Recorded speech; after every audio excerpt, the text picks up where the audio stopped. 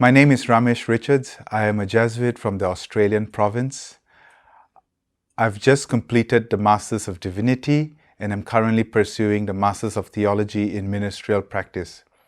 Both the Masters of Divinity and the Masters of Theology in Ministerial Practice require a ministerial practicum. For the Masters of Divinity, I did my ministerial practice at a local hospital, and for the Masters of Theology, I'm currently doing it at a local parish not too far from the School of Theology and Ministry. I'll speak briefly about my experience at the hospital.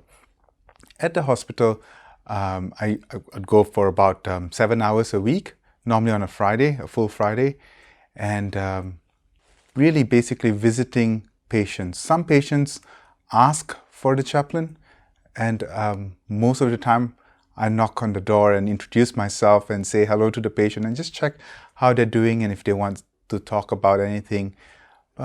Really just being there to comfort them and to be a listening ear. Besides that, I spend some time reflecting on my experience there, which is equally important. And the intention of that is for me to grow as a better minister.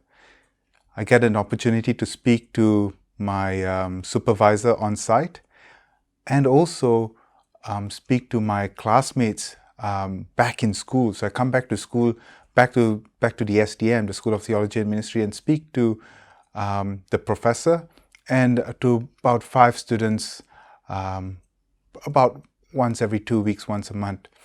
And what happens there is I share my experience about what happened, just one small case, and there we talk about what did I experience, what did I do well, and in what areas I could have improved, or in what areas I could improve in the future.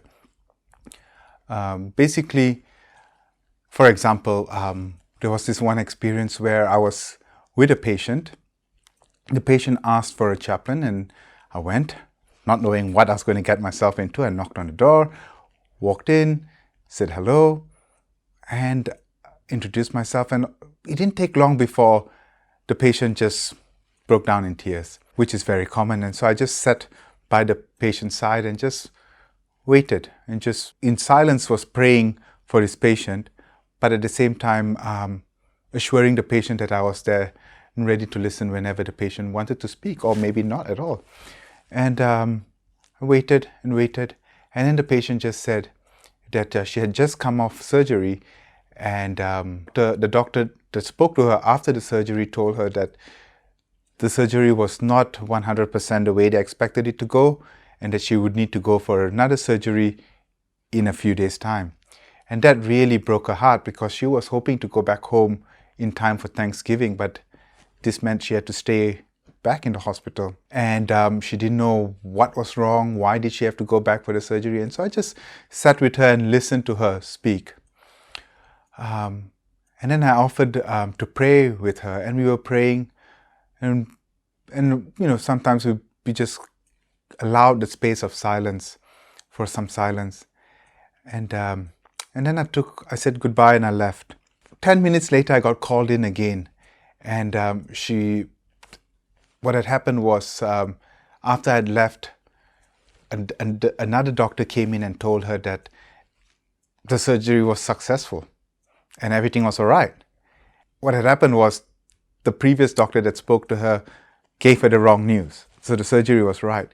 Now, all that is one thing that happened, but in the ministerial practice, it's actually an opportunity for me to reflect back on what was happening within me as I was with the patient and after my time with the patient. So I sat down with my supervisor and just spoke to the supervisor about what was going on with me. First, in the beginning, I was lost. I was seated with the patient. I didn't know what to do. I knew that this patient was in distraught, and the best thing I could do was pray. Later on, I came back to school and sat down with my classmates and with the professor, and we reflected back on that experience. And I realized there were so many other things that were happening within me that experience reconnected me with a previous experience of being with someone that was dying. And there was a lot for me to grow from that experience that this opportunity opened up for me. And something I would not have something I would not have known if I had not come back into a bigger group and shared my experience and then listened to them and ponder further. So the ministerial practice allows for further growth, further examining of an experience, which is very Ignatian, because Ignatius talks about and advises all people, not just Jesuits, but all people, to pray the examine, to reflect back on an experience and ask God, what are you teaching me here? The ministerial practice is that. God, show me, what are you trying to speak? Lord, show me how you're speaking to me. What do you want me to learn from this? How can I be a better servant of yours? How can I serve the people? That is what the ministerial practice is about. Not just the working out there, but coming back home into my heart so that I can learn and then go out again.